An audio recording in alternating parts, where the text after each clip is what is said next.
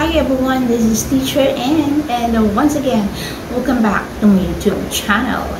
So for today's video guys, ayan, this is my spoken word and I really miss doing this kind of reaction video. So ayan, nagustuhan ko lang gumawa ng panibagong spoken word for Jomcar. So ayan, since love natin itong si Carla and si Jomar, so ayan, naisipan kong gumawa sila ng spoken word. Gumawa ko na ng napakaraming mga spoken word na na-upload ko na dyan sa aking channel.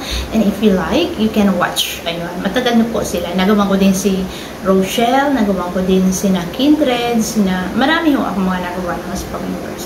So ayan, and I'm so happy and proud na ibigay ito sa inyong aking panibagong spoken word na pinamagatan kong Jomcar. So ayan, sana yung magustuhan po ninyo. That's all guys, and enjoy watching.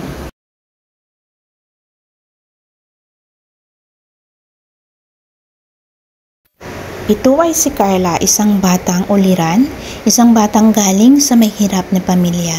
Mahirap man, salat man sa mga karangyaan sa material na bagay, ngunit sagana naman sa pagmamahal ng kanyang mga magulang. Isang batang nagsusumikap para makatulong sa kanyang mga magulang na magkaroon ng maayos na pamumuhay ang kanyang mga kapatid at ang kanyang mga magulang. Si Carla ho ay napakasipag na bata.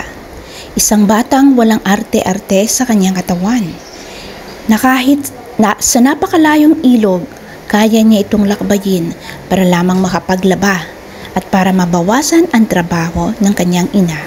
Ang kanyang ina ay isang may bahay, isang ina na masipag din katulad ni Carla, na kung saan si Carla ay nagmana at ang kanyang ama ay isang mangingista. Dahil sa sila ay galing sa mahirap na pamilya, nagsusumikap si Carla para matulungan ang kanyang mga magulang. Nung isang araw na yon, nung siya ay papunta sa ilog, siya ay mag-isang pumunta na ilog para maglaba, pero hindi alintana sa kanya ang mga matang mapanlait, ang mga matang mapanganib na nakamasid sa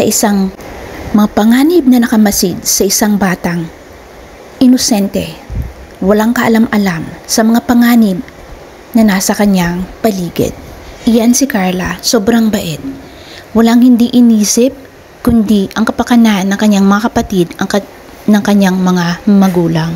Subalit datapwat, may mga taong sadyang mapanlait, at mga naiinggit sila dito kay Carla dahil si Carla ay may busilak na puso at talagang isang batang napakaswerte dahil sa siya ay biniyayaan ng isang lalaking magmamahal sa kanya na walang iba kundi si Jomar.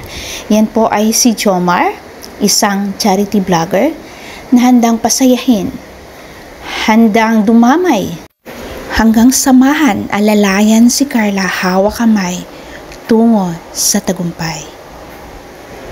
Hindi natin maikakaila, nakikita natin sa kanilang mga mukha ang saya, ngiti, na talagang sila ay may pagmamahalan at may pagtingin sa bawat isa. So yan ay si Jomar at si Carla, kapit bisig, hawak kamay tungo sa tagumpay. So sino ba naman ang hindi matutuwa dito kay Carla at kay Jomar? Marami mang mga pagsubok na dumaan sa kanilang buhay. Marami mang mga panlalait, pambabatikos, paninira, mga inggit dito sa tambalang Jomcar.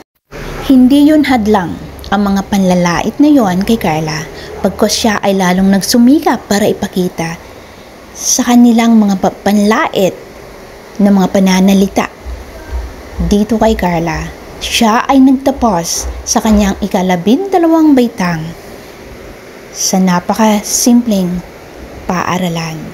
Siya ay sinamahan ni Jomar hanggang sa pag-akyat sa stage.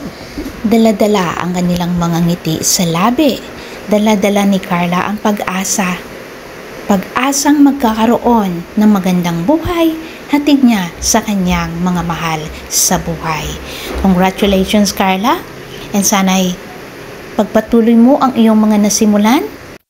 Huwag magpadala sa mga taong mapanghusga, mapanglait, dahil kailanman ang mga masasamang may balak, ang may mga maiitim na balak, ang mga may inggit, hindi kailanman pahihintulutan ng may kapal.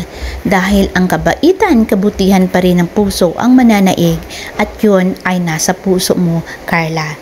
So ito lang ang aking kahilingan para kay Jomar and kay Carla. Wish you all the best and sana nga'y kayo na nga. Guys, that's all and I hope you like it. And for more videos like this, guys, please don't forget to subscribe doon sa mga hindi pa nakaka-subscribe. And syempre, please don't forget to click like, to share, and to post your comment as well. That's all, guys, and this is Teacher and Channel signing off. Bye-bye and see you again on my next reaction video.